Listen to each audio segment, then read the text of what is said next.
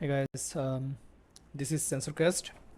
Basically, you can stream all of your sensor data from your Android device to WebSocket into this platform that will be transferred via WebSocket, both public and private. And you can also transfer the data via the Bluetooth Low Energy and GET protocol. So this is the front end website, like the landing page, and there's some stuff there. What we need to do essentially is sign in. Let's say with my Gmail account, and yeah, so this is my landing page, and I need to sign in with the same account from here. I'm gonna put this one, and now we have the list of sensor available in my device. That's basically mirroring my Android device here with the link software. So what I'm gonna do is let's say 1 2. So when you click this, it will show you the values of the like current values available in the sensors. For example, this one, this one, this one, this one, this one, maybe GPS, maybe pressure, light sensor, not microphone. It's a heavy. There is some task need to be done to make it available, but all of your known sensors and unknown sensors will be available for here. And you can see their vendor related software specifically from Samsung and other vendors. So I have selected 10 sensors, and what I'm gonna do is start broadcast. So you're gonna see this streaming as nan byte, and here there is the username. So this is your username, and the streaming channel will be SensorCast.app viewer. So username, this is a public broadcasting channel. So if I hit the start broadcasting, we're supposed to see the broadcast here. So in the live monitor, if we connect here, you can see all my device sensor value is being sent from the device. And we can also change the refresh rate from the sensor. Like it's right now 10 hertz. So what we're gonna do is stop it. So it is stopped here. You can see there's a real-time syncing between the device and the web plot from the WebSocket. What I'm gonna do is really fast refresh rate, for example 200 hertz. And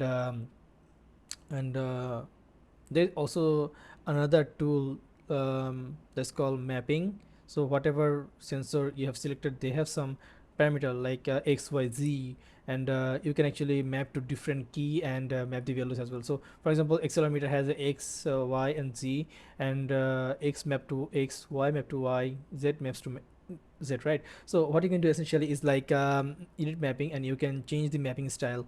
That's basically for people who will use these in Arduino or microcontroller or ESP32 projects via the Bluetooth or Wi-Fi protocols.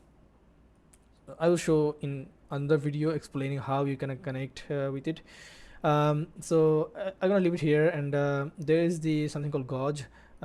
So I gonna start the broadcast again, and you can see the frames.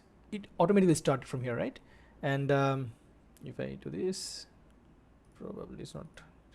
Yeah, so it's connected, and you can see the refresh rate is way too high compared to the last time. So if you scroll down, and you can see all these data from here. I think I did the light sensor, right? Yeah, probably this one is the light. Yep. So yeah, you can see the real data is coming from here, and you can see the live value from here.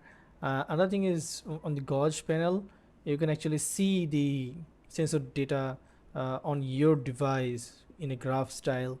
Yeah, that's basically the WebSocket part. On another video, I'm gonna explain like how you're gonna broadcast not only WebSocket, for example, how you're gonna send data in via Bluetooth, and how those gonna help to build a project. There's some couple of things. Billings are just placeholder, no mention for that. Like you can do whatever you want, but there is a 1 gigabyte limit per day.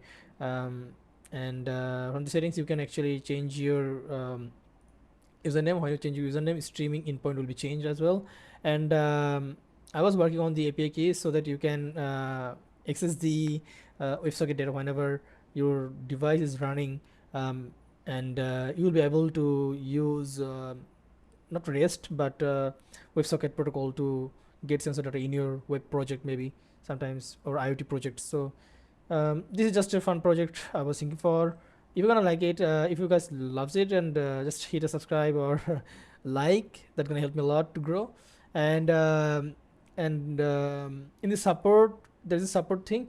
You can actually create a ticket and send it to me. I can chat with you over there, or in the app you will find a community URL. Just join the community, we can chat along, and I would really appreciate if you're gonna help me on the project. In maybe we can share repository or whatever it is. So yeah, thank you.